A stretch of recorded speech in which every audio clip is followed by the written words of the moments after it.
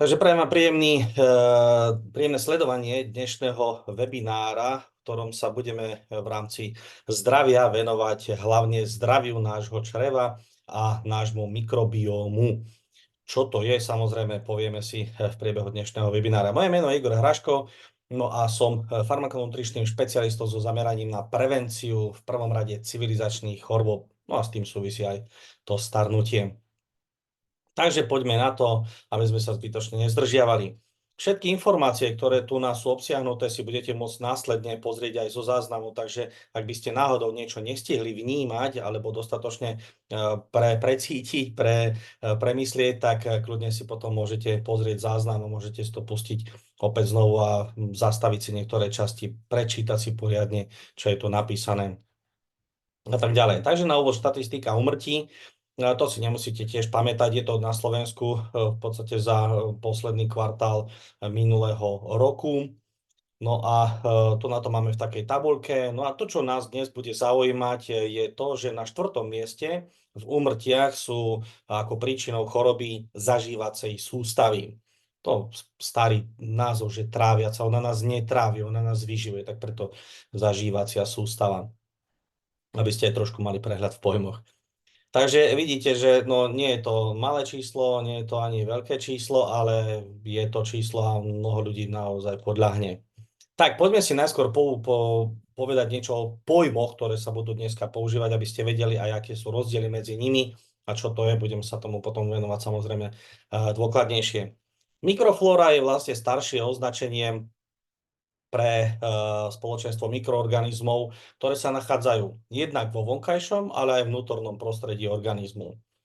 Mikrobiota, súhrn všetkých mikroorganizmov, obývajúcich náš zažívací trakt alebo zažívací systém. Tu sú samozrejme rôzne. Mikrobióm.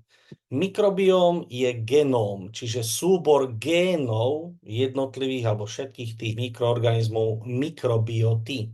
Čiže keď zoberiete mikrobiotu a osekvenujete to, tak získate genóm, čiže všetky gény, ktoré sú tam obsiahnuté. Potom máme špeciálnu časť, ktoré sa budeme venovať my a budeme sa venovať čisto baktériám a súboru baktérií hovoríme, že to je náš bakterióm. No a potom sú ešte také dva výrazy, že eubióza, to je stav, ktorý by sme mali mať, ak chceme byť zdraví.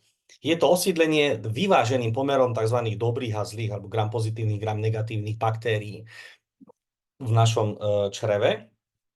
No a opačný stav, ktorý je nežiadúci, je nevyvážený pomer medzi týmito baktériami a tomu sa hovorí dysbióza.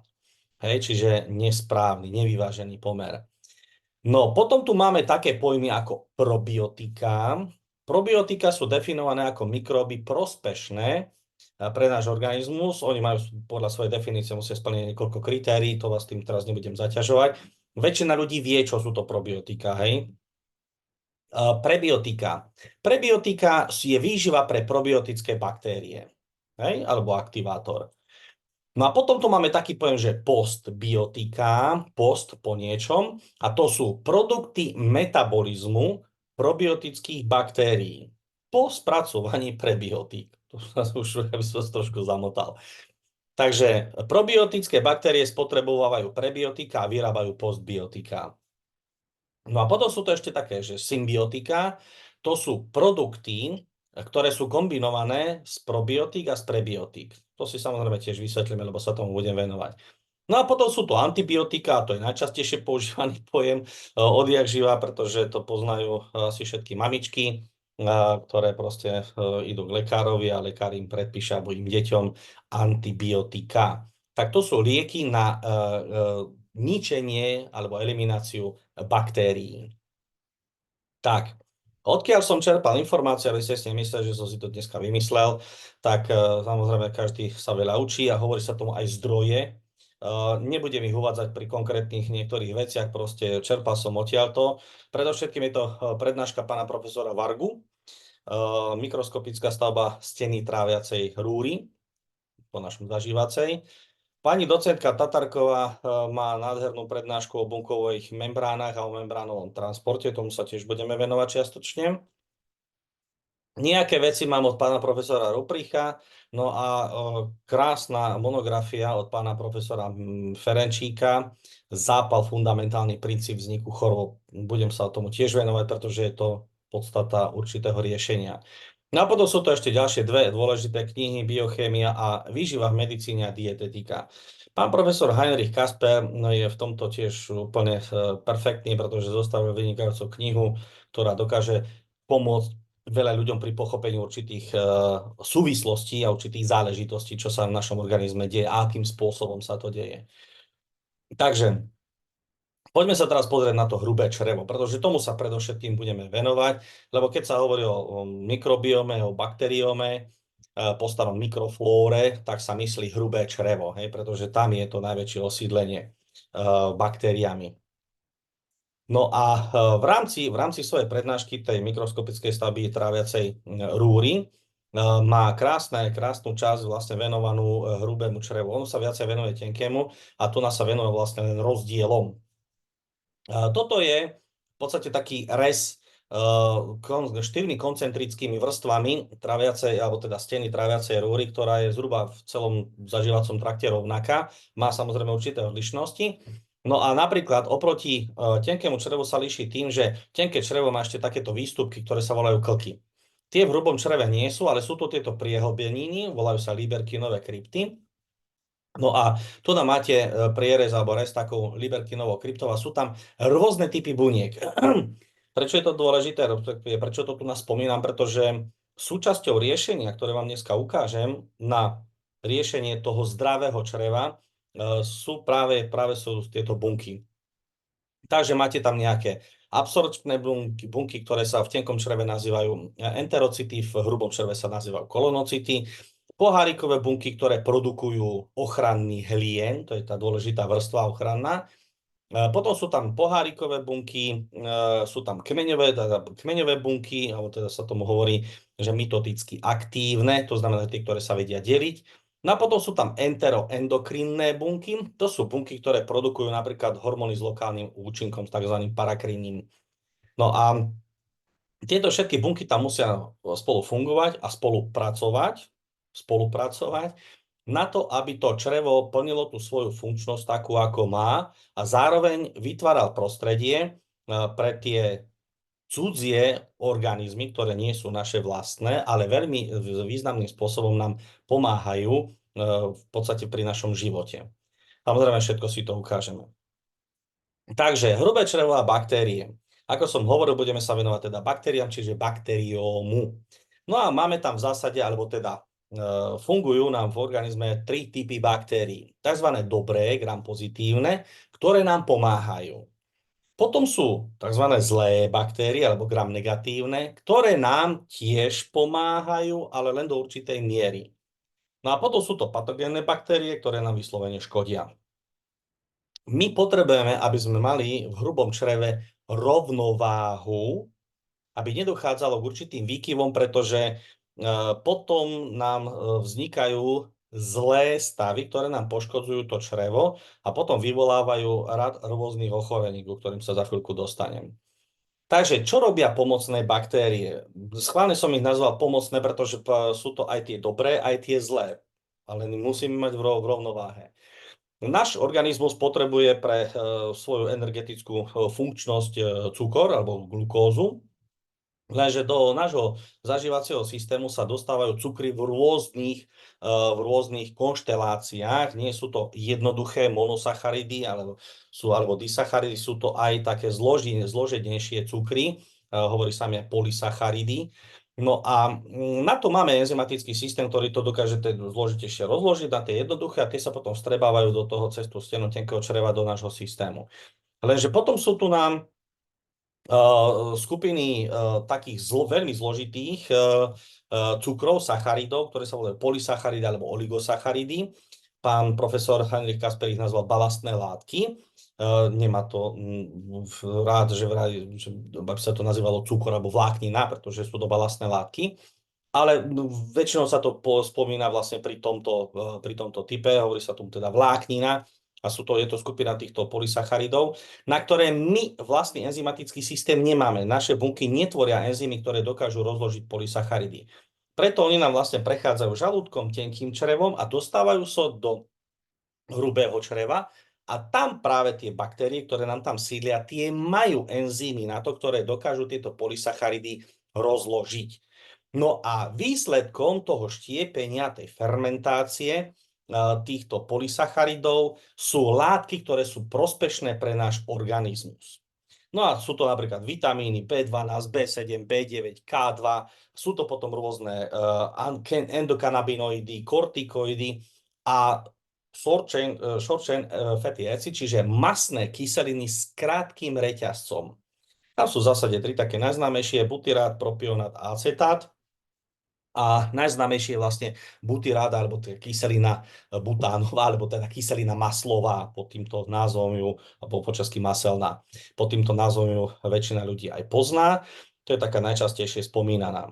A veľa štúdií je práve na túto kyselinu maslovú z hľadiska pozitívneho vplyvu na náš organizmus. To si potom samozrejme môžeme povedať.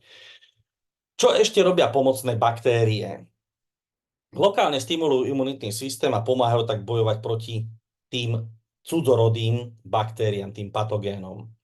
Kradnú živiny zároveň mikróbom, spôsobujúcim rôzne ochorenia, a uvoľňujú ich z tých väzobných miest v tom čreve, čiže posielajú ich fuč. Čiže oni obsadia miesto a tým pádom ich posielajú preč.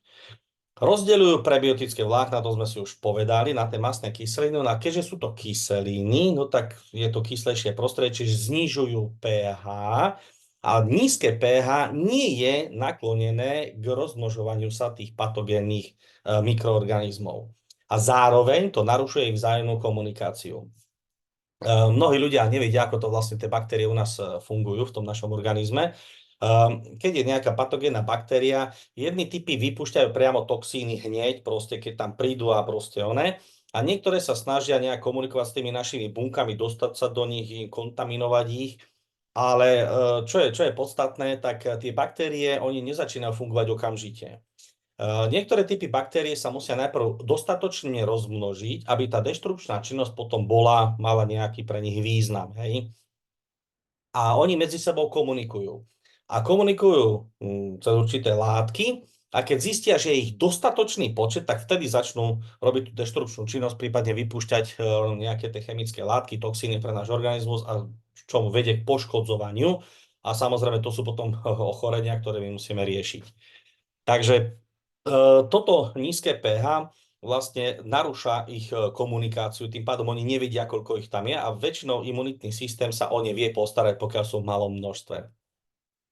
No a zároveň tie naše dobré baktérie, tie pomocné, produkujú aj antimikrobiálne zlúčenie. To znamená, že ktoré sú proti tým škodlivým mikroorganizmom, tým škodlivým baktériám.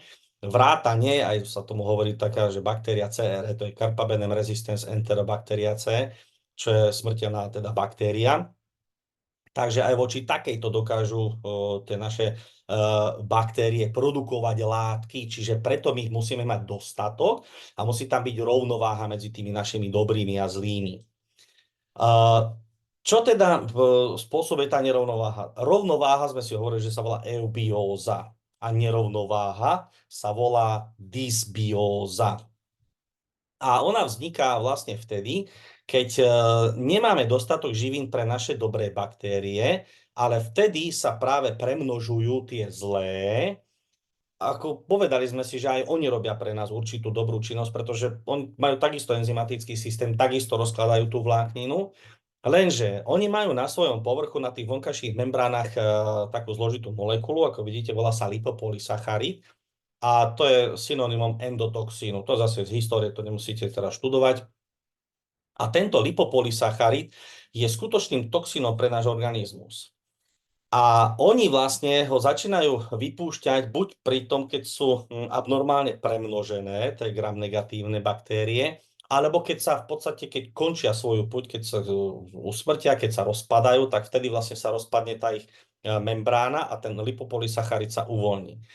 A keď on je v takej, že sú tie baktérie gram-negatívne v norme, že sú v tej rovnováhe, tak tie naše si s tým vedia poradiť, lebo aj ten ochranný lien tomu dokáže predísť. Ale keď sú premnožené, vtedy toho lipopolysacharidu sa uvoľňuje viacej do toho lumenu toho čreva a dochádza k interakciám s tou črevnou bariérou, s tými bunkami. Ono sa to môže dostať potom až do tých buniek, keďže tá ochranná vrstva nestihne dostatočne zadržať. A tam už potom vyvolávajú zápalové reakcie, pretože pre telo to je toxín a tam už nastúpe tá imunita, imunitné bunky a snažia sa toho toxínu určitým spôsobom zbaviť. No a ako som spomínal, ten lipopolysacharid môže aktivovať tie reakcie, ktoré môžu viesť k zvýšenej priepustnosti tých čriev. Bunky sú vedľa seba nastavené, ste videli v tej Liberkinovej krypte, že sú jedna vedľa druhej, ale tie bunky sú pospájané tzv. Tesnými väzbami, volá sa to tight junctions po anglicky, a tie tesné spojenia v podstate oni držia aj preto, aby sa pomedzi tie bunky nedostali nejaké ďalšie cudorodé látky pomimo membrány, lebo membrány zadržiavajú, hej. To, čo má ísť do tej bunky a prejsť cez tú stenu, tak ide ďalej, ale musí ísť cez membránu, pretože pomedzi toto jednoducho nepustia. No a membrána je semipermeabilná, čiže polopriepustná. No a vyberá, že čo môže vojsť do tej bunky, potom následne výjsť, alebo čo tam vlastne netreba. A tento lipopolysacharid práve môže narúšať tieto tesné spojenia a tým pádom sa vytvárajú tie medzery medzi bunkami a tomu sa hovorí priepustnosť hrubého čreva, lebo teda sa potom môžu dostať jednak ten lipopolysacharid a jednak ďalšie cudorodé látky, toxíny do toho nášho organizmu, dostanú sa do krvi a potom sú distribuované po celom tele a potom robia šarapatu niekde inde a tam sa ťažšie zháňa, alebo teda zisťuje tá príčina, že v čom to môže byť, že je ten organizmus povedzme toxikovaný, keď potom zistí sa nakoniec, že to je vlastne priepustnosťou toho hrubého čreva. No a zároveň samozrejme tie cudorodé látky, tie toxiny, aj ten lipopolysacharid, keď sa dostanú do styku povedzme stenou napríklad cievneho systému, našich žíl a tepien, tak tam spôsobujú takisto vlastne zápalové reakcie, pretože aj tam je imunita. Ona sa toho potrebuje zbaviť. No a práve vzniká, alebo teda to riešenie tých všetkých poškodzovaní začína vlastne štartovaním tých zápalových procesov. To je taká kaskáda, za chvíľku si ju vysvetlíme.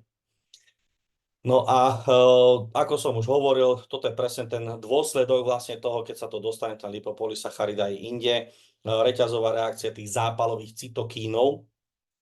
Napríklad pri covide ste mohli počuť, že mnohí ľudia umierali práve preto, že sa im v pľúcach, v tom epiteli, lebo aj tam je epitel, aj tam je určitý baktérium, spúšťala reťazová reakcia, tzv. Cytokínová búrka. Ona nešla zastaviť. Za normálnych okolností je ten proces krásne regulovaný, to si tiež ukážeme, pretože je to veľmi dôležité z hľadiska riešenia, ktoré vám tu na dnes ukážem. Takže toto všetko spôsobuje tá nerovnováha tých baktérií, čiže tam sa tvorí ten lipopolysacharid, toxín a tak ďalej. No a povedali sme si, že to je teda dysbióza, no a tie ochorenia, ktoré sa z toho môžu vyvinúť, tak niektorí ľudia samozrejme poznajú, ktorí už tieto problémy zdravotné majú, no a tí, ktorí sa im chcú vyhnúť, tak je tiež dobré, aby vedeli o nich, pretože si ukážeme dneska aj niečo, čo urobiť preto, aby sme jednoducho sa do tohto zlého stavu nedostali. No a to vidíte, ulcerózna kolitída, Crohnova choroba, mnohé z nich sú zaradené medzi tzv. Idiopatické ochorenia, to znamená, že nevie sa priama príčina, ale pri mnohých týchto problémoch sa spomína zápal alebo chronický zápal. Hej? A samozrejme, že súvisia s nejakým spôsobom s tou dysbiózou v tom čreve, pretože postihujú predovšetkým črevo. Crohnova choroba, tá Crohn môže postihnúť v podstate ktorúkoľvek časť zažívacej sústavy, ale najčastejšie postihuje teda tenké, ale hrubé črevo. Ulcerózna kolitída postihuje predovšetkým poslednú časť hrubého čreva a konečník, čiže tá sa nachádza tam. Karcinóm, ten sa môže vyskytnúť v ktorejkoľvek časti, rakovina tým pádom sa vyvinie z toho karcinómu takisto kdekoľvek. Syndrom bakteriálneho prerastania, alebo SIBO, skrátka, tak to je to, že baktérie, ktoré máme v hrubom čreve, sa nejakým spôsobom dostanú do tenkého čreva a tam potom spôsobujú problémy. No a samozrejme nejaké polipy, divertikul, to je výdutina vlastne steny čreva. Najčastejšie postihuje divertikulóza poslednú časť hrubého čreva aj s konečníkom, ale teraz práve minulý týždeň som riešil jeden prípad, kedy vlastne divertikul vznikol na močovom mechúre. To si tiež ukážeme, pretože to súvisí s tými bunkami, s tou samotnou stenou toho čreva, áno? Čiže to je veľmi dôležité. No a spôsobujú to v podstate tie bakteriálne infekcie, ktoré naštartujú potom tie procesy zápalové, ktoré keď sa neriešia, tak potom prechádzajú do chronickej podoby a z toho vlastne vyplýva dlhodobý proces a chronické ochorenie. No, aký je proces infekcie, to si takisto nemusíte pamätať, len aby ste teda vedeli, že máme nejakú primárnu bariéru. Najprv je to povedzme pokožka, sú to potom sliznice aj v tých pľúcach, ako som spomínal. V dutine nosovej máme takisto sliznicu, ktorá zadržiava určitým spôsobom cudzorodé látky a organizmus má systém na to, ako sa ich zbaviť, aj povedzme mechanické nečistoty a podobne. No a v žalúdku napríklad sa nám produkuje kyselina chlorovodíková, ktorá má niekoľko funkčností. Okrem toho teda, že vyrába vysokokyslé prostredie, teda s nízkym pH, pretože v tom kyslom prostredí sa práve aktivujú určité enzymy, ktoré potom štiepia tie jednotlivé produkty, rozkladajú to na drobnejšie, aby sa potom mohli vstrebať, ale zároveň pôsobí ako dezinfektor. Ako sme si hovorili, že tá kyselina octová, keď je v tom produkovaná tými dobrými baktériami, tak vlastne znemožňuje množenie sa tých baktérií. No a povedzme, že tá kyselina chlorovodíková v tom žalúdku možno nezabije všetky tie baktérie cudzorodé alebo cudzorodé mikroorganizmy, ale neumožňuje sa im rozmnožiť, to znamená, že potom ten náš imunitný systém si s nimi potom vie ľahšie poradiť. Ak ho máme nastavený dobre, samozrejme. V tenkom čreve máme v tých Liberkinových kryptách aj panetové bunky, tie sa v hrubom čreve nenachádzajú, pretože panetové bunky priamo produkujú antimikrobiálne látky. To znamená, že to, čo ten žalúdok nestihne zlikvidovať, tak to potom likvidujú vlastne tieto antibakteriálne, antimikrobiálne látky, to sú lizozím, defenzím a takéto, to sú samozrejme odbornejšie veci, nemusíte to vedieť. No a v hrubom čreve už tzv. Slizničná imunita, k tomu sa za chvíľku dostaneme, kde sú uložené vlastne beta, lymfocyty, makrofágy, dendritické bunky, prípadne v niektorých častiach plazmatické bunky. A to sú tie bunky imunitného systému, ktoré potom likvidujú tie cudzorodé záležitosti alebo opravujú aj poškodené bunky. No a tam práve vzniká ten zápalový proces, aktivujú to práve tieto imunitné bunky a spúšťajú takú reťazovú reakciu, tak toho zápalového procesu, to má niekoľko fáz. A ten zápalový proces, my si potom aj ukážeme, že on má vlastne dve fázy. Má štart, alebo začiatok a má koniec. Alebo mal by mať koniec. Hej? No a ten zápal väčšinou máme skúsenosti, že pri bežných alebo pri väčšine populácie so zápalovým procesom nie je problém s tým štartom, ale problém je s tým ukončením. A treba si ešte uvedomiť jednu vec, že tá dysbióza štartuje zápal, ale v bunkách toho čreva. To znamená, že my potrebujeme riešiť zápal na bunkovej úrovni. Nie zápal v baktériách, ale zápal na našich bunkách. A to je veľmi dôležité, pretože sa často stretávam s tým, že keď sa nejakí odborníci snažia vyriešiť povedzme ulceróznu kolitídu alebo Crohnovú chorobu, tak oni v podstate riešia to, že riešia dysbiózu. Určitým spôsobom proste tento stav. Čiže áno, prestaneme poškodzovať tú stenu toho čreva, že my potrebujeme vyriešiť to črevo, tú samotnú stenu. A toto ako keby brali oddelenie. Ja sa vám toto budem snažiť ukázať spojené, aby ste vedeli, prečo je to dôležité, pretože potrebujeme mať naozaj aj ten črevný mikrobióm v poriadku, ale potrebujeme mať v poriadku aj bunky toho čreva, hej, tých jednotlivých vrstiev, ktoré som vám ukazoval na obrázku profesora Vargu. No, čo sa týka imunitného systému, tak hovorí sa, že tam je najviac imunity, no skutočne, pretože sa tam nachádza 70 až 80% imunitných buniek v rámci celého organizmu. Hej, to je obrovské množstvo, čiže zvyšok tých 30, 20, 20 až 30% máme v podstate v iných častiach, v iných slizniciach a tak ďalej. Ale to, čo je podstatné, tak skutočne je to veľmi veľká styčná plocha, vrátane tých priehlbní, ktoré tam majú. Najväčšiu má síce to tenké črevo, ale v tom hrubom čreve samozrejme sú uložené tieto imunitné bunky. No a oni sa nachádzajú v podstate po celej sliznici v tej stene toho hrubého čreva. Sme si ukázali, že tam sú vrstvy. Prvá je tá slizničná vrstva a potom je podslizničná, mukózna, submukózna vrstva. A v obidvoch týchto vrstvách sa nachádzajú určité typy imunitných buniek a tie potom strážia to, aby sa vlastne cez tie bunky nedostali tie patogény vlastne ďalej do cievneho systému a ďalej. No a potom sú tam Peyerové plaky, čo je vlastne súčasť lymfatického systému a tzv. Aj také lymfatické uzlíky, ktoré sú v blízkosti tzv. Mezenteriálnych uzlín. No a tam sa potom samozrejme tie imunitné bunky nachádzajú, pretože lymfatický systém ich dopravuje. No, určite ste počuli niečo aj o stresovej osi črevo-mozog alebo mozog-črevo. Prečo to tu nás spomínam? Pretože to veľmi, zase je to súčasť toho zdravého čreva. Hovorí sa, že črevo nám ovplyvňuje mozog a naopak mozog nám ovplyvňuje črevo. Skutočne je to tak a je niekoľko teda takých procesov, kde k tomuto vzájomnému ovplyvňovaniu dochádza a ja by som povedal, že to je taký uzavretý kruh alebo kolotoč.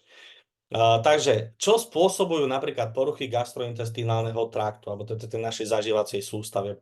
Teraz sa bavíme hlavne o tom čreve. Tak cez tú stresovú os, ktorá zahŕňa, to na to máte napísané, hypotalamus, hypofyzu, nadobličky, dochádza, tie poruchy, ktoré sú v zažívacom trakte, môžu aktivovať túto stresovú os a tam sa produkuje stresový hormón, najmä kortizol, ale môže sa aj adrenalín. A ten môže mať vplyv na ten mozog, to znamená, že na emocionálny stav. Toto je jeden zo spôsobov. Ďalší zo spôsobov je tým, že napríklad môže byť problém so vstrebávaním esenciálnych živín, ktoré sú potrebné, napríklad vitamín B12, kyselina listová, ktoré majú zásadný vplyv na činnosť mozgu. To potom ovplyvňuje kognitívne v podstate funkčnosti a dochádza k poruchám nálady, môže dochádzať k poruchám nálady. No a v neposlednom rade tá nerovnováha v tom mikrobiome môže ovplyvniť produkciu neurotransmiterov a neuroaktívnych látok. Sme si hovorili aj o endokanabinoidnom systéme, ktorý je s tým vlastne úzko spojený. A zase vyvoláva stresovú odpoveď, čo opäť má vlastne vplyv na tú náladu a na tie kognitívne funkcie, čiže na rozmýšľanie. Takže a samozrejme veľa sa o tom hovorí, lebo napríklad deti, ktoré majú poruchy nálad, poruchy správania, tak sa zistí, že majú nerovnováhu v tom črevnom mikrobiome a keď sa to dá do poriadku, tak tie deti sa zlepšujú. Hej, výrazným spôsobom. Takže toto boli, že ako poruchy trávia zažívacej sústavy ovplyvňujú činnosť mozgu. A teraz sa to pozrieme pozrieť z tej druhej strany. Keď máme stres, aký vplyv ten stres má na naše črevo? Takže opäť sa aktivuje tá stresová os, opäť sa aktivujú tie hormóny, ale tieto ovplyvňujú alebo môžu ovplyvňovať napríklad pohyblivosť toho čreva, sa tomu hovorí motilita, tá peristaltika. A zároveň aj sekrečnú činnosť, čiže aj ochrannú, aj proste ďalšie funkčnosti toho čreva. No a v podstate, ak máte nejakým spôsobom ovplyvnenú motilitu, tak vám môže spôsobiť buď prehnanú motilitu, čiže hnačku, čiže rýchle vypúšťanie toho odpadu, alebo naopak s tou zníženou motilitou, ktorá môže viesť k zápche. Čiže nie je dobrý pohyb toho čreva. Hej?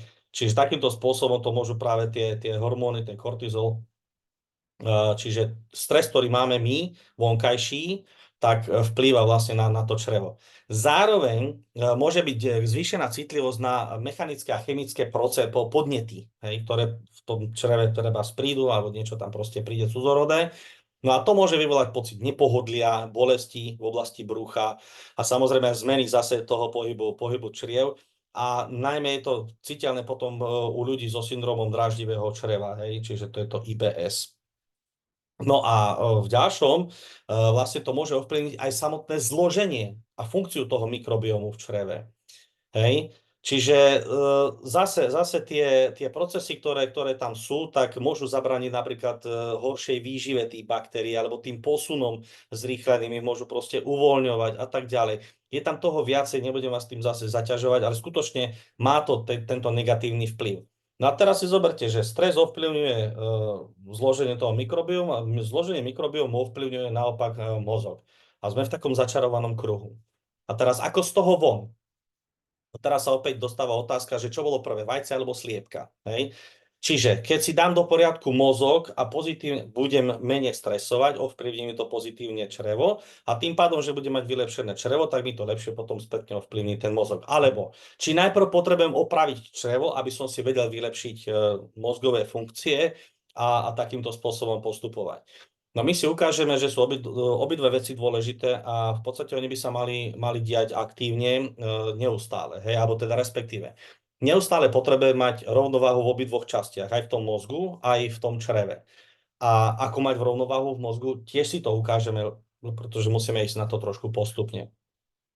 Takže, čo môžeme urobiť pre zlepšenie? A teraz sa ideme venovať tomu črevnému mikrobiomu, hej, tomu črevu samotnému. Potom sa dostaneme aj k tej druhej časti. Takže my potrebujeme zabezpečiť rovnováhu baktérií, čiže to eubiózu. Nie dysbiózu, ale potrebujeme ich dostať do eubiózy. No a tu mnohí z vás poznajú, že probiotika vedia zlepšiť v podstate ten črevný mikrobióm. Áno, súhlasím. A máme v podstate dve zásadné formy. Máme úplne prirodzenú formu probiotík. Tu by sme mali v podstate doplňať neustále, pretože je súčasťou, alebo mala by byť súčasťou výživy. No a potom sú tam rôzne prípravky, ktoré potrebujeme ale krátkodobo, a najmä teda treba pri dlhšom užívaní antibiotík, pretože antibiotika si nevyberajú, ktoré baktérie zabíjajú len všetky. Hej.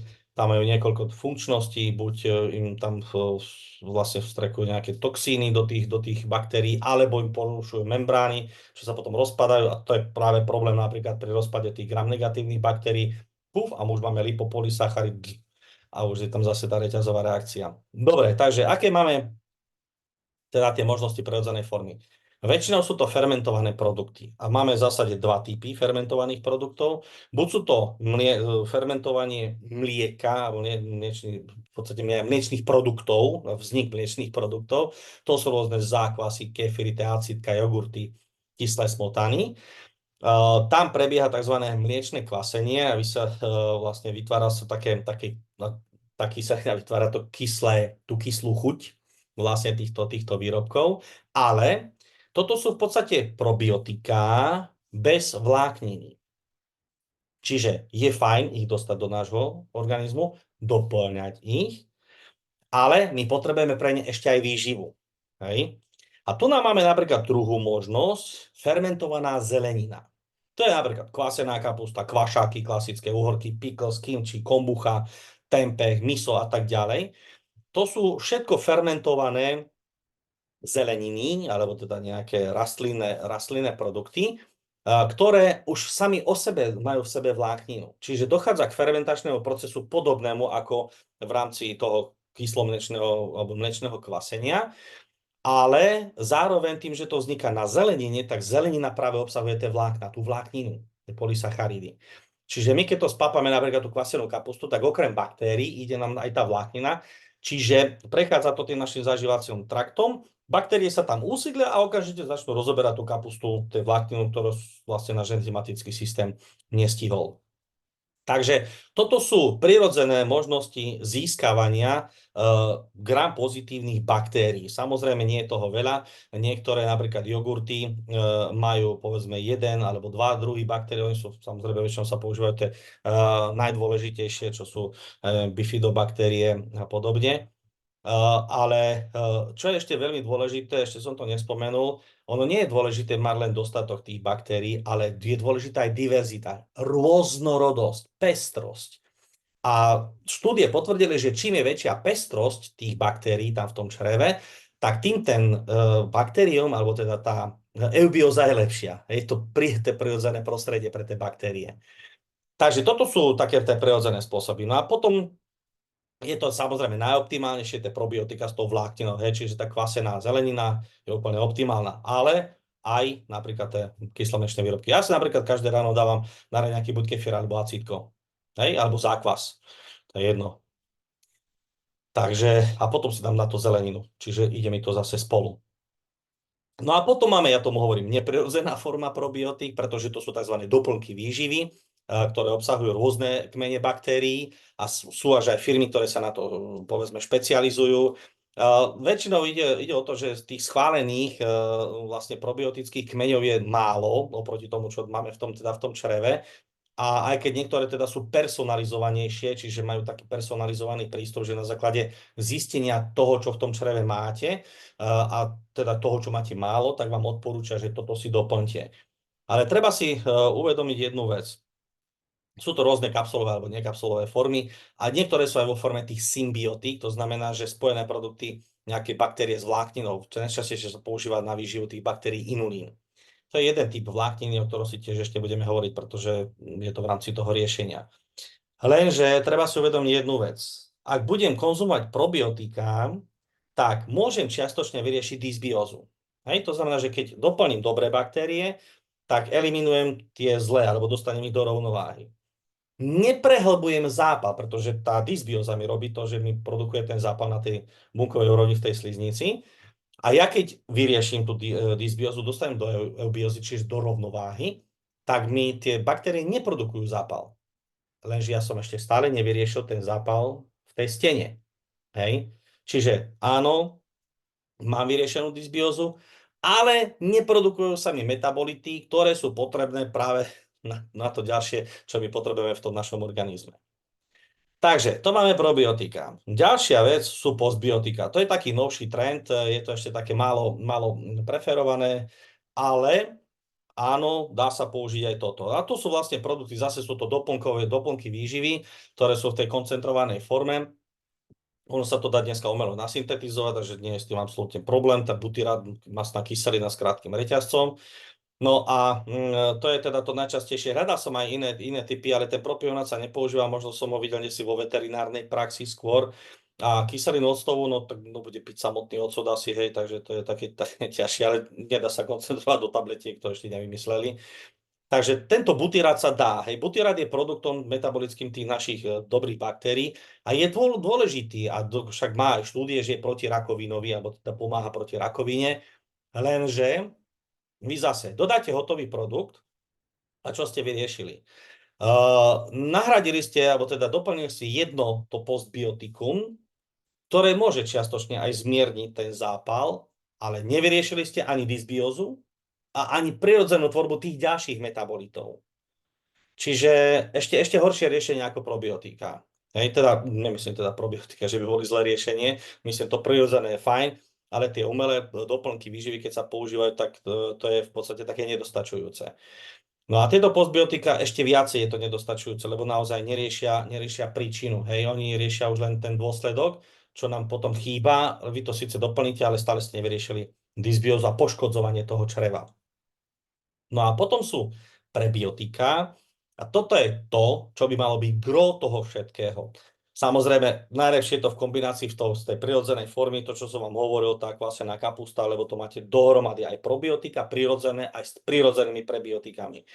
Čiže v podstate je to vláknina, to by sme mali doplňať neustále a pravidelne, pretože tie baktérie pravidelne fungujú. Pokiaľ si vyčistíte celý zažívací systém a nebudete tam mať nič, tak nemusíte. Hej. No ale to je samozrejme blbosť, pretože to potrebujeme. Takže je to dlhodobá výživa pre naše dobré baktérie. No a vláknina je obsiahnutá v ovoci, zelenine, orechoch, cestovinách, lebo cestoviny sú vyrobené z obilnín a celozrnné pečivo, zase z celozrnných obilnín, hej. Takže tu všade sa nachádza vláknina. A viete, koľko a kde? Nemusíte si robiť starosti, toto si potom kľudne môžete pozrieť, môžete si to zastaviť so záznamu, keď viete chcieť a môžete si pozerať. Hej, takže máte tu rôzne typy zelenina, máte tam rôzny obsah vlákniny, ktoré to obsahujú. Napríklad poviete si hrášok 5,2 gramu na 100 gramov, hej. Zelerová vňať takisto, no ale zelerové vňate asi nezjem toľko, koľko povedzme toho hrášku. Baklažan takisto má dostatok vlákniny, hej, kvaka, okruhlica, stopkatýzer, to sme si už hovorili, čierny koreň, no neviem, ako často konzumujete vo vašej kuchyni čierny koreň, ja som ho pestoval jedného času na záhrade. Zeler má napríklad dostatok vlákniny, kapusta, to sme si tiež ukazovali, hej. Takže to je zelenina. No a potom sú samozrejme ovocia a orechy, takže môžete si takisto pozrieť rôzne typy orechov a potom je to drobné ovocie, čierne rýbezle, maliny majú vysoký obsah vlákniny, takže tie sú úplne super. Šípky, no len tam sú problém s tými chlpatými jadierkami, to asi nebude, kto vie, kto je, ale sušené figy majú napríklad vysoký obsah vlákniny, hej. Takže to máte toto, potom si to samozrejme môžete popozerať. No a potom tu sú bylinky. Na bylinky majú najvyšší obsah vlákniny, lenže kto bude jesť sušené oregano, hej, na gramy. To sa dáva len ako ochucovadlo. Áno, jedna varianta sú smoothie. Keď si robíte smoothie, môžete tam naozaj pomixovať celé kusy v podstate listov, rôznych týchto byliniek a v tom prípade dostanete do seba naozaj ale veľkú nálož vlákniny. A potom si treba dávať aj pozor, aby si to telo na to zvyklo, pretože to potom budem hovoriť aj pri inom type riešení. Lenže nie každý je na smoothie, nie každý to zloženie musí mať také optimálne, nie každému to chutí a podobne. Ale áno, je to fajn riešenie, pretože dostanete do seba naozaj vlákninu potrebnú. Takže to bola prirodzená forma vlákniny, no a potom sú aj produkty, zase ako doplnky, výživy v koncentrovanej forme, čiže nemusíte vychľastať to trojdecové smutíčko, ktoré potom šmaknete, ale môžete si do seba dostať nejakú tabletku s nejakým probiotikom a máte v podstate vybavené, hej, a čiastočne. Samozrejme je to skreslené.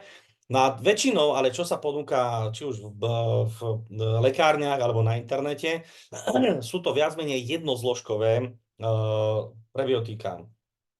Z čoho? Jeden typ je nefermentovateľný, čiže taký, čo je nepoužiteľný pre tie baktérie, len čističom. Potom je fermentovateľné, to je síce fajn, ale jedna zložka nestačí, pretože máme iné pestré druhové zloženia, každá baktéria potrebuje iný typ vlákniny. No a potom sú tak viac zložkové, teda nemyslím dvojzložkové, ale dôležité, aby tam bolo aspoň 5 druhov tej vlákniny, pretože v 4 častiach hrubého čreva sa papá alebo konzumujú iné typy tej vlákniny a plus je dobre mať tam aj ten čistič, hej, teda to za chvíľku si povieme, že aké látky sú to, v čom sa to nachádza. Ja vám to potom ukážem pri konkrétnom príklade. Takže toto je fajn a tie doplnky tiež vedia byť akože takým posilňovačom, ale skutočne musia byť zase pestré, aby zabezpečili naozaj aj tú eubiózu v celej časti, v celej dĺžke toho hrubého čreva. No a už sme vyriešili dysbiózu a teraz potrebujeme riešiť aj to samotné črevo. To znamená, že my potrebujeme zabezpečiť normálnu imunitnú reakciu. Imunitné bunky musia mať normálnu imunokompetenciu, aby vedeli odlíšiť patogéna od nepatogéna. Tam je určitá tolerancia, ale zároveň, aby tá reakcia imunitná bola adekvátna a nevyvolávala z dlhodobého hľadiska ten chronický zápal v tej stene toho samotného čreva.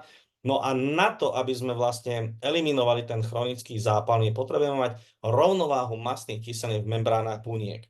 A teraz už sa dostávame na tie bunky, čiže už eubiózu vieme, akým spôsobom môžeme dosiahnuť, ja sa potom k tomu ešte dostanem pri konkrétnom odporúčaní, ale teraz sa poďme povenovať tomu samotnému črevu, tým bunkám, pretože sú veľmi dôležité, pretože oni zabezpečujú ten prenos tých dôležitých látok, ktoré tie baktérie produkujú a zároveň sú aj tou bariérou, aby sa cez tie bunky nedostali cudzorovodné látky vlastne do nášho organizmu. Máme miliardy buniek v našom organizme, každá bunka má trošku iné zloženie organel, ale čo majú všetky bunky rovnaké alebo spoločné, tak každá bunka má nejaký obal. Má membránu, ktorá drží pohromade, aby sa tie organelky mali kde vlastne mohli byť umiestnené. A tú membránu tvorí tzv. Fosfolipidová dvojvrstva. Lipidy viete, že sú tuky, fosfo, to je fosfatidová skupina, sú teda tvorená fosforom. Za chvíľku si to ukážeme trošku bližšie. Takto zhruba vyzerá výrez takej membrány. Teda máte ten vonkajší bunkový priestor, to je ten vnútrobunkový, čo je tá cytoplazma. No a tuto vidíte, tie červené guličky, to sú tie fosfatidové hlavičky a toto oranžové, to sú chvostíky mastných kyselín, to sú tie reťazce mastných kyselín. Reťazce nasýtených mastných kyselín sú rovné, lebo majú len jednu väzbu medzi tými jednotlivými atomami uhlíka a vytvárajú takú dlhú reťaz, rovnú.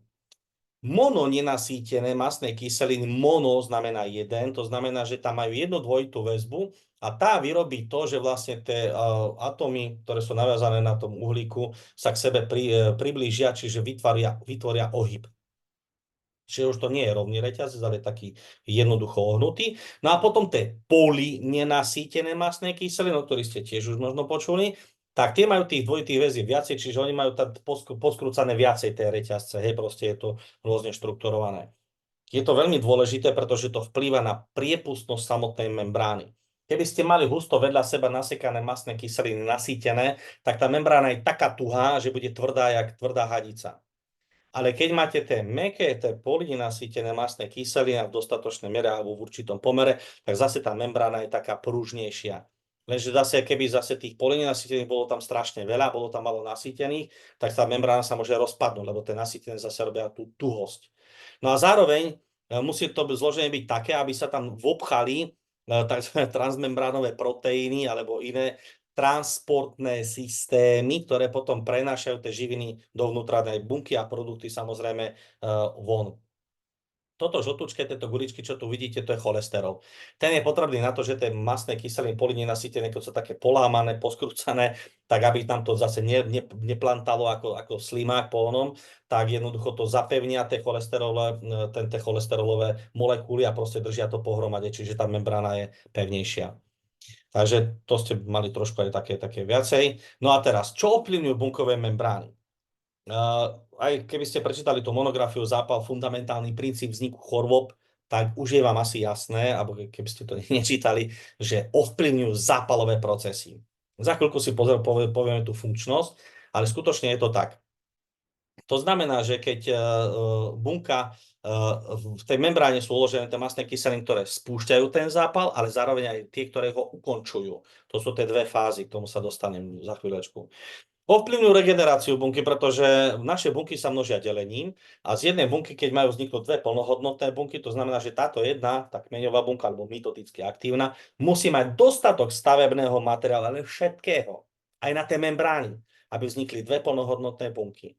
To znamená, že keď máte nedostatok určitých mastných kyselín, tak tá membrána nebude mať tie správne vlastnosti, tým pádom by nevznikla plnohodnotná bunka, by hynula, pretože by nebola vyživená, nedostali by sa tam živiny. Takže musí mať dostatok materiálu, čiže ovplyvňuje regeneráciu. No a už som to spomínal, keď tá membrána nemá správne vlastnosti, tak ovplyvňuje to vlastne výživu tej bunky, pretože keď tam nie sú dostatočné tie transportné systémy, nemajú sa kde vopchať, nemajú sa ako ukotviť, tak jednoducho tá bunka prichádza o výživu. Niektoré látky prechádzajú obyčajným transportom cez tú membránu pomedzi tie mastné kyseliny, sa tomu hovorí difúzia, a niektoré potrebujú teda tie transportné systémy. No ale teda tie membrány ovplyvňujú skutočne tú výživu tej bunky. No a dneska vieme, že tie bunky nie sú úplne v poriadku, preto tá dnešná populácia trpí tzv. Bunkovou podvýživou. Nie tým, že by sme málo jedli, a jednak to, že jeme síce niekedy viacej, ale jeme, sa to hovorí, prázdne kalórie. Hej, to znamená, že nasýtené alebo transmastné tuky v kombinácii so sacharidmi, s tými jednoduchými, a toto je proste blbá kombinácia a sú to naozaj prázdne kalórie. Čiže vysoké kalórie s malým dostatkom živín. Takže, keď tá membrána má správne vlastnosti, tak vlastne všetky živiny prúdia poľahky dnu, všetky produkty, vrátane odpadu prúdia von. Bunková membrána má normálnu funkčnosť, čiže zabezpečuje dostatočnú výživu, dostatočnú obnovu a zápalové procesy sú v norme. Čiže vznikajú aj zanikajú tak, ako sú nastavené od prírody, od genetiky. No, žiaľ, keď tá membrána nemá to správne zloženie, tak potom my síce sa môžeme pchať ako chceme, ale do tej bunky sa to nevie dostať, tá bunka to nevie využiť. Nemá ako, lebo sa to do nej dostane. A samozrejme potom aj to, čo bunka produktuje, napríklad hormóny, napríklad enzýmy, tak proste tie sa nedokážu v plnej miere vyplaviť, vypustiť vonku. A to nám napríklad, keď máte spánkový hormón melatonín, a teraz si predstavte, že bunky by ho mali produkovať na to, aby ste rýchlo zaspali, dostali sa do tej fázy tých spánkových jednotlivých fáz, na to, aby ste mali plnohodnotný dostatočný spánok.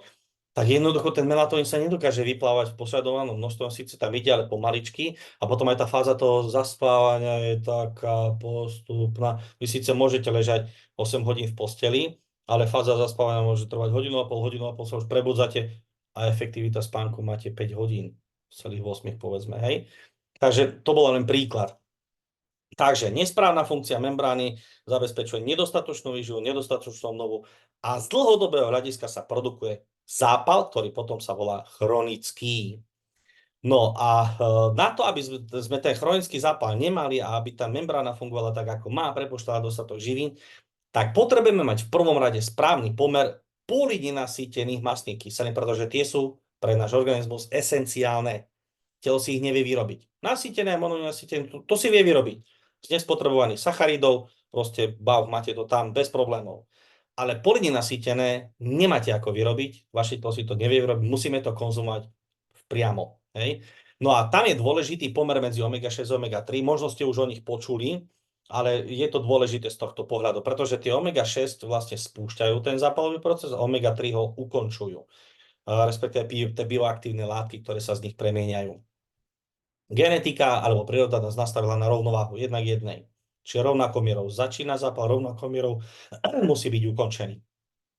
Vedci zistili, že pomer do 3:1 ešte nespôsobuje z dlhodobého hľadiska zdravotné problémy. No ako som hovoril, sú to esenciálne živiny, čiže my ich musíme konzumovať. Teraz, aby sme sa zbytočne nedomnievali, že ja to mám asi dobre, alebo to nemám asi dobre, aká je skutočnosť? Máme dneska k dispozícii test zo suchej kvapky krvi, toto je článok pána profesora Rupricha zo Českého štátneho zdravotného ústavu, kde on popisuje tú laboratórnu diagnostiku z kvapky krvi, ktorú máme, skúmajú sa priamo membrány červených krviniek, to znamená, že máme už priamo výsledok efektu bunkovej membrány, čiže nie len to, že vám to niečo pláva v krvi, že sa zisťuje, ale už priamo na tých membránach, že to tam je umiestnené. No a tie laboratória, ktoré toto vedia analyzovať, ich nie je veľa, nemajú na to akreditáciu, ale 4 v Európe majú na to akreditáciu. Nemecko, Švajčiarsko, Anglicko a Nórsko. No a švédská spoločnosť Zinzinos, s ktorou ja spolupracujem, tak umožnila mať tu ten test certifikovaný na domáce použitie. To znamená, že vy nepotrebujete ísť ani lekárovi, lebo je to z kvapky krvi, čiže tak ako keď si cukrovkár meria cukor, tak toto je presne to isté, iba že ďubnete si do prsta, nakvapkáte na taký papieriček, špeciálny samozrejme, necháte to zaschnúť, hodíte to do obálky a pošlete poštou do laboratória. A vy si potom cez internet pozriete výsledky. Analyzuje ho nezávislé laboratórium, volá sa Vitas Analytical Services, je v Norsku, keď Zinzino je švédská firma, čiže sú to dve susediace krajiny. No a to laboratórium Vitas teda analyzuje tie testy, tým, že je to špička vo svete, skutočne patrí medzi jedným z najšpičkovejších laboratórií, držiteľ certifikátu GMP a spolupracuje s najrenomovanejšími univerzitami a v podstate inštitútmi na svete. K dnešnému dňu, k 26. marcu, pre nás analyzovali viac ako 1 296 000 takýchto testov. 10 z toho je mojich. Už som sa dal 10 krát otestovať. Čo nám hovoria tie testy? Zistili sme, že necelé percento ľudí v Čechách a na Slovensku má tento test dobrý. 15% je ľudí takých, ktorí sa snažia nejakým spôsobom to ovplyvniť pozitívne, ale ani tí nedosahujú nejaké výsledky. Žiaľ, 84% zvyšnej populácie je na tom veľmi zle. Čiže tí predchádzajúci sú na tom nie dobré a tí ostatní sú na tom zle. Čiže si zoberte, že 99% ľudí v Čechách a na Slovensku vyslovene potrebuje našu pomoc, pretože my máme riešenie, vieme ako na to. Čiže tie výsledky nemajú dobré. A čo je pozitívne, to hovorím, že máme riešenie, máme výsledky, 95% v podstate užívateľov, klientov, po 4 mesiacoch, keď robíme kontrolu, lebo tie červené krvinky žijú tých zhruba 120 dní, čiže 4 mesiace, dokáže byť v tom dobrom pomere, ako nás nastavila príroda, čiže pod 3:1. Prečo to nie je 100%? Lebo ľudia sú rôzni. Situácia na Slovensku je aktuálne takáto. Dnešnému dňu máme zanalizovaný viac ako 33 000 testov. Priemerný pomer sa nám zlepšil 1 desatinu proti minulému týždňu 20,9:1 a priemerný pomer opakovaných kontrolných testov po 4 mesiacov 3,1:1. V Čechách máme samozrejme väčšiu populáciu, viacej testov, skoro 70 000.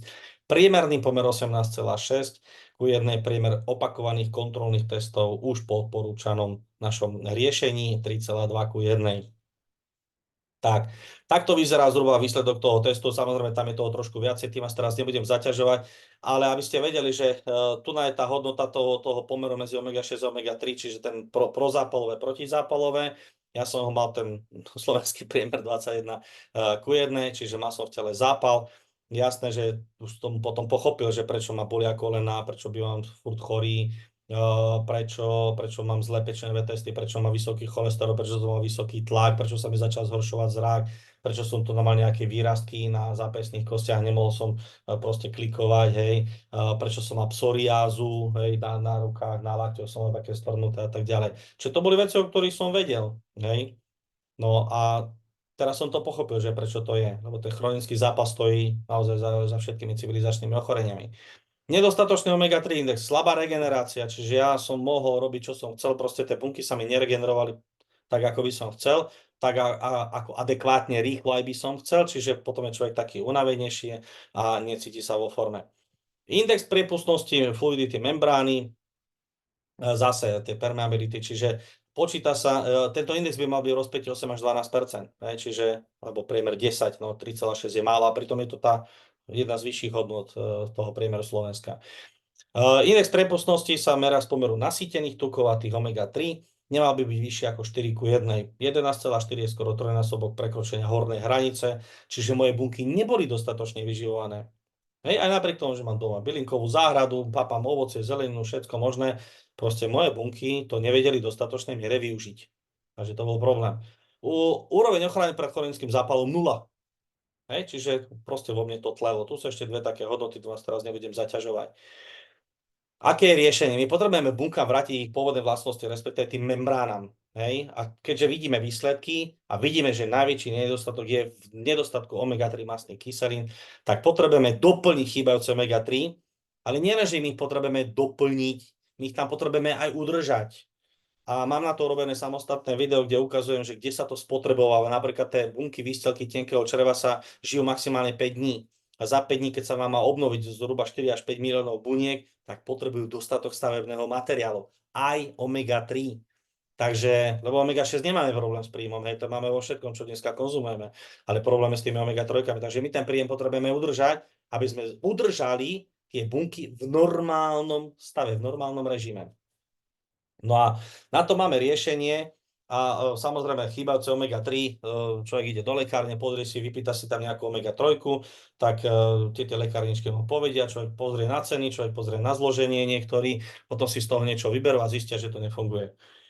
No, to riešenie, ktoré vám ja odporúčam, je opäť od švédskej spoločnosti Zinzino, volá sa balančný olej a to je produkt, ktorý dokáže doviesť vaše bunkové membrány do rovnováhy.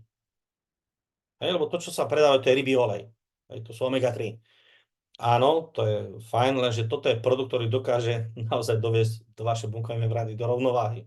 Čiže nie len nejako, že mať v sebe nejaké omega-3 a nič z toho, to vám za chvíľku možno ukážem tiež. Takže tu vidíte efekt konzumácie takého produktu po 4 mesiacoch. To je zase môj test. Druhý, no a tu sa mi začali zlepšovať strašne veľa vecí. Normálny cholesterol, postupne sa znižoval tlak, pečenové testy sa mi vyrovnali, mohol som začať konečne zase darovať krv od roku 2012. V 2019 som začal. Prestal sa mi zhoršovať zrak, prestali ma bolieť kolená, chrbát, hej, klby. Som hovoril, že mal som nejaké výrastky, no už výrastky nie sú, takže v pohode. Psoriáza, ktorá sa mi prejavovala, tuto som mal také tmavé, popraskané, krvácavé občas, zhrubnuté veci na lakťoch. To bola moja psoriáza, vidíte, že už ju nemám. Trvalo to síce 9 mesiacov, kým sa začala prátať preč, ale pokiaľ má človek viacero zdravotných problémov, tak treba si na to počkať. Telo si priorizuje, čo bude riešiť ako prvé, druhé a tak ďalej. Takže a toto ešte neboli úplne optimálne výsledky. Potom sme sa naučili už samozrejme určitým terapeutickým prístupom, ktoré som zase pochytil od pána profesora Zadáka, odborníka na túto problematiku v Českej republike. A keď nastavím ľudí podľa neho, do 4 mesiacov vie byť každý človek v rovnováhe. Takže nemal som zápal, lepšia regenerácia, o mnoho lepšia výživa. Tým pádom som sa cítil menej unavený, mal som viac energie, zlepšil sa mi spánok a zlepšila sa mi pamäť. A to vidíte, to je ten mozog. A teraz, keď si zoberieme, že čo je dôležitejšie, teda, že zvládnuť ten stres a mať potom zdravšie črevo, alebo najprv mať zdravšie črevo a potom, aby som lepšie zvládal stres. My potrebujeme obidve veci naraz. Čo znamená, že potrebujeme riešiť tú dysbiózu, aby sme nepoškodzovali to črevo, nepoškodzovali následne mozog, ale zároveň, aby sme neboli v strese. A máme potvrdené, že ľudia, ktorí sa dostali do rovnováhy, dokázali o mnoho, teda ich telo, nie, že ja to viem zvládať, aby som sa neprejavoval ako stresné desi na tomto, ale vaše telo dokáže o mnoho lepšie zvládnuté stresové hormóny, rýchlejšie ich potom odbúrať, keď dojde k tej normálnej situácii.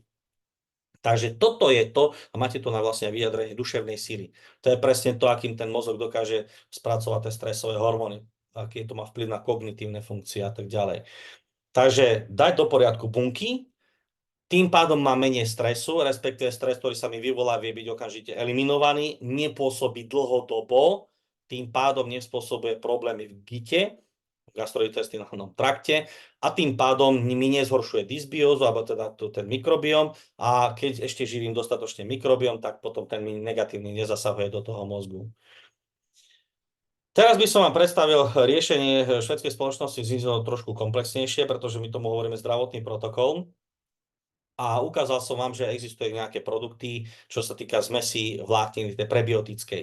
Tak švédska spoločnosť Zinzino má probiotickú vlákninu, kde je naozaj zložených 7 druhov rastlinnej ríše, z ktorých sú vlastne nakombinované 5 typov vlákniny. 4 sú výživou pre tie baktérie a jedno je čistič. Aby sme si to tak trošku komplexnejšie popísali, je dôležité, prečo je dôležité mať tú pestrosť tej vlákniny? No pretože tie baktérie v každej časti žijú iné typy baktérií a konzumujú tým pádom iný typ vlákniny.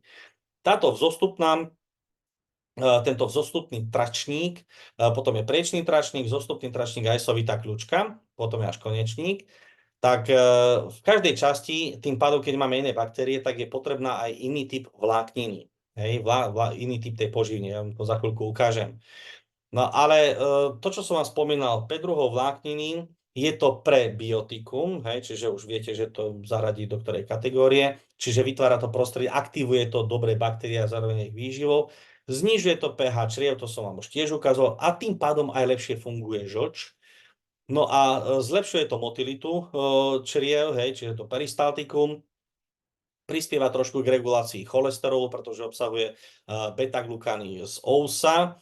No a čo sa týka teda tých jednotlivých zložiek, za chvíľku si ich povieme, znižuje sacharidy v krvi vďaka inulínu. To znamená, že keď sa normálne najete, tak okamžite vám zrastie prudko hladina cukru v krvi, lebo sa to proste, to ide, v tom tenkom čreve sa to zrazu streba, ide to do krvi, máte nálož. Ale tým, že sú tam vlastne tieto polysacharidy, tak aj to vstrebávanie tých živín ide pomalšie a tým pádom ten nárast toho cukru tam nie je taký enormný hneď po jedle. Má protinádorové účinky, lebo sme si povedali, že vytvárajú tie postbiotika, čo je vlastne tá kyselina maslová, teda butyrát, jedna z tých masných kyselín s krátkym reťazcom. No a zároveň tým, že sú tam tie prebiotické vlákniny, ktoré sú také vo vode rozpustné, nabobtnateľné, čiže oni sa akoby nasiaknú, tá špongia sa tak zväčší, vyplní vám priestor v žalúdku a tým pádom nepociťuje takú chuť do jedla, čiže máte na tým lepšiu kontrolu, nie jete také veľké porcie. No a teraz si povedzme, že ako máme nakombinovanú tú vlákninu vlastne my. Takže v prvej časti sa spotrebovajú fruktoligosacharidy, tieto vlákniny je aj najmenej v tom zložení. Potom je to inulín. Inulín je podobný ako fruktoligosacharidy, iba že tam má na konci ešte v tej molekule naviazanú jednu glukózu. Potom sú to 1,3, 1,4 beta-glukany. Fruktoligosacharidy a inulín sú vlastne vyrobené z koreňa čakanky. Hej, takže to máme jednu bylinu. Beta-glukany máme z ousa, ale pozor, toto sú 1,3, 1,4. A teraz, veľmi dôležité, ešte upozorním na to teraz, keď kupujete imunoglukán alebo nejaké beta-glukány v lekárniach alebo na internete, tak máte to, že sú to beta-glukány z húb. Tie hubové beta-glukány sa viacej ale podobajú svojou štruktúrou na tieto 1,3, 1,4, to znamená, že na vlákninu. A vy keď doplníte túto vlákninu do toho hrubého čreva, a sme si hovorili, že tam je 70-80% imunity, polepší sa alebo prilepší sa vám na imunite? No čiastočne áno, ale to nie sú tie beta-glukány, ktoré aktivujú priamo imunitné bunky, že sa viažú priamo na ne a sú potom distribuované do celého tela. To sú ako keby antény vystrčené, hej? Čiže potom ten megakaryocit, tie imunitné bunky vlastne vedia o mnoho rýchlejšie reagovať na tie patogény, aby ich mohli likvidovať, fagocitovať, spapať, zhltnúť, rozložiť a pustiť preč. Hej? Takže a na toto je odborník profesor Vietvička, český vedec, lekár, ktorý dlhodobo pôsobí v Spojených štátoch.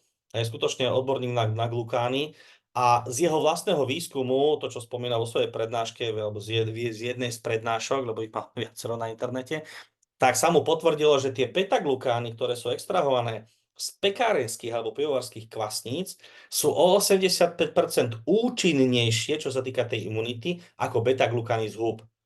Ako sme si vysvetlili, čím to je, tak presne tým, že tie beta-glukany z tých hub v tých bunkách na tej sietnici sa podobajú skôr na tie beta-glukany, ktoré sú vlákninou ale nie tým glukánom, ktorý aktivuje vlastne tie imunitné bunky priamo. No a posledná zložka je rezistentný škrob. Ten je vyrobený z 3 druhov zeleniny, sú to zemiaky, kukurica, paradajky. No a teraz zemiaky. Viete, že škrob ako taký, to je zásobná energetická látka, tak ako u nás si naše telo vytvára zásobný glykogén v pečení. Hej? Rastliny si vytvárajú škrobovité látky a z nich potom vedia čerpať vlastne energiu rozkladom. No a keď varíte zemiaky, tak tam ten rezistentný škrob prechádza do takej stráviteľnejšej podoby, strebateľnejšie, hej. Ono sa tam trošku mení tá štruktúra tej škrobovej molekuly, lebo to tam má viacero takých možností zmien a dá sa to aj jedným aj druhým smerom. Tým pádom je to pre nás stráviteľnejšie, ale ten škrob sú naozaj polysacharidy, ktoré naše telo vie rozložiť na tie jednoduché sacharidy a potom máme veľa cukru.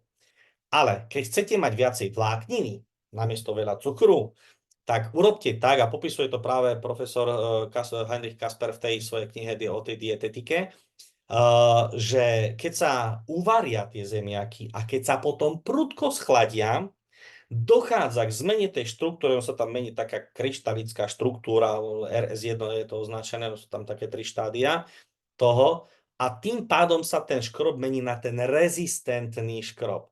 A keď toto urobíte dvakrát, čiže ja vám poviem tak, že keď sa varia zemiaky, ak chcete mať z toho viacej vlákniny, nechajte zemiaky priviesť do varu, zlejte to vriacou vodu, okamžite tam zachláte to studenou vodou, preplachnite to kľudne viackrát, potom tú poslednú vodu nechajte, opäť to nechajte prejsť do varu, keď to začne vrieť, opäť to zlejte, rýchlo to schladte zase studenou vodou, párkrát to prepláchnite, opäť postavte na šporheld, ako sa hovorí, a nechajte tie zemiaky už potom uvariť do konca. 61 až 63% škrobu sa premení na tú rezistentnú formu a tým pádom máte viacej vlákniny. Nebude to mať vplyv na ten energetický príjem. Takže to len taká malá rada.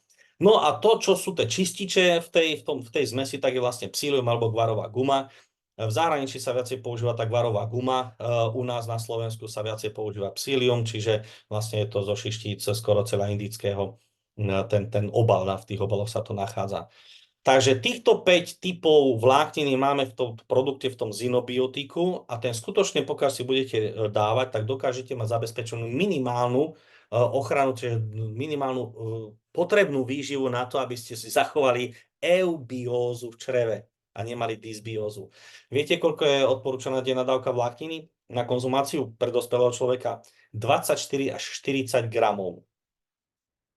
Ten základ, ktorý my odporúčame, je 12 gramov vlákniny. To je to minimum, čo by ste mali, a zvyšok samozrejme ovocie, zelenina by mala ísť za tie ostatné produkty. Ale s týmto si naštartujete niečo, čo vám bude prospešné, a keby ste náhodou v daný deň nekonzumovali nejakú zeleninu, tak aspoň to minimum pre tie baktérie máte. Samozrejme má to svoje prívlastky.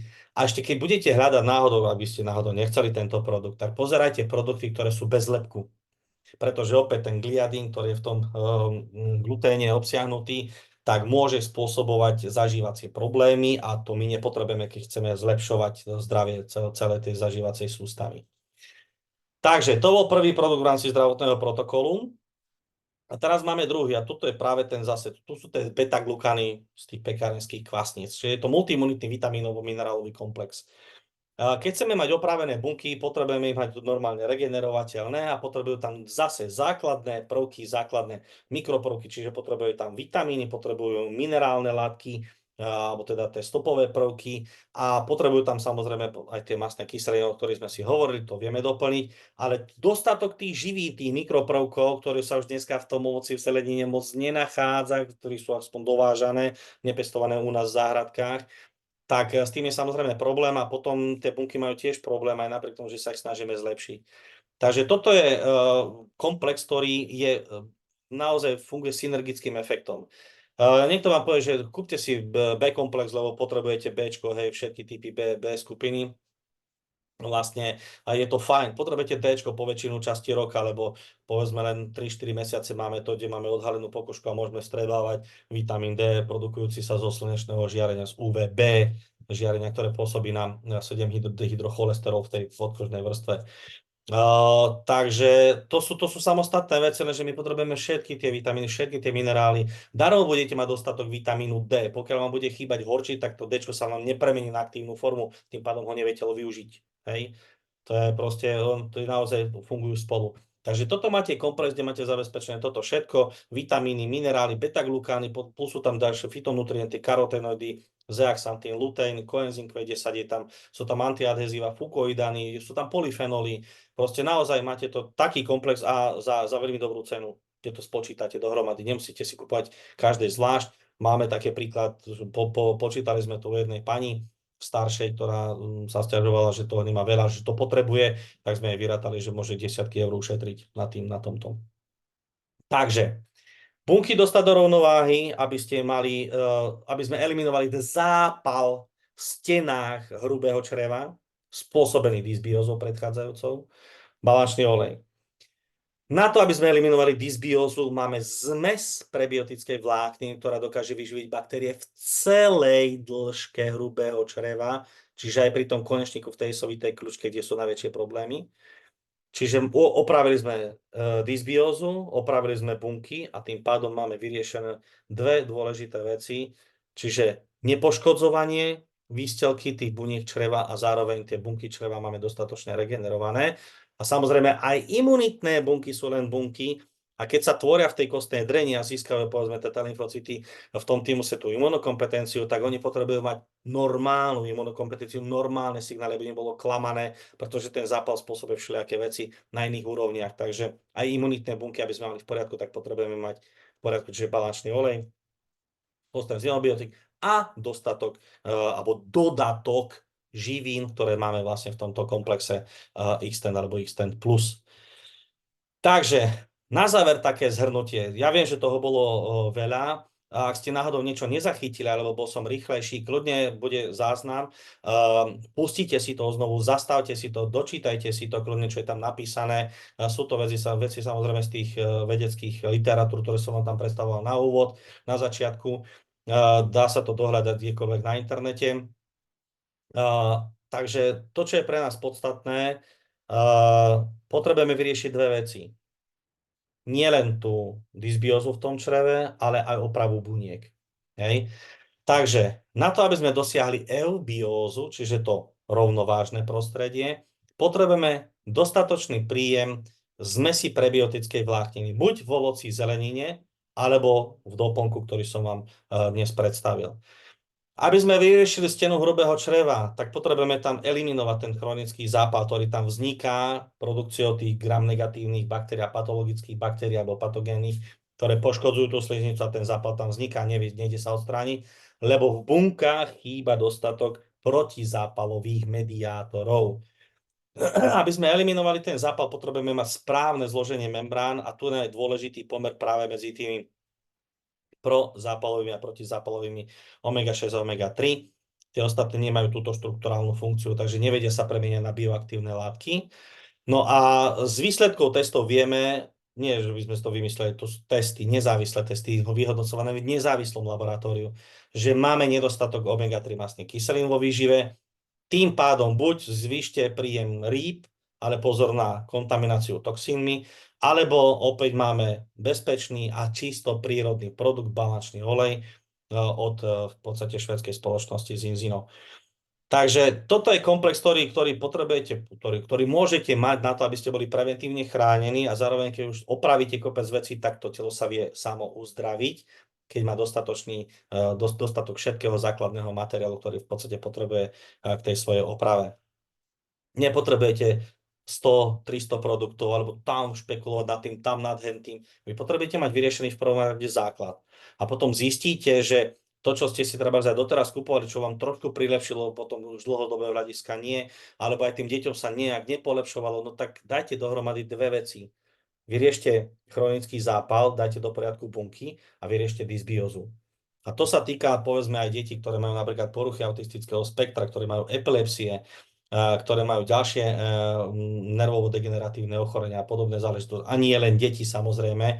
Takže ukázali sme si stresovú os črevo, mozog, črevo, takže potrebujeme vyriešiť obidve veci spoločne. Nemôžete len na polovicu riešiť niečo, pretože polovičná robota nie je celá robota, hej. Je to celé potom na figu. Takže aj napriek tomu, že toho bolo veľa, verím to, že som vám doniesol veľa dôležitých informácií, že ste si z toho veľa odniesli. Ako som hovoril, môžete si potom pustiť záznam, pustiť si to kľudne odznovu, zastavovať si to v niektorých pasážach, púšťať si to ešte raz, pretože naozaj môže to byť pre vašu budúcnosť veľmi dôležité, ak sa chcete samozrejme preventívne chrániť pred civilizačnými ochoreniami do budúcnosti.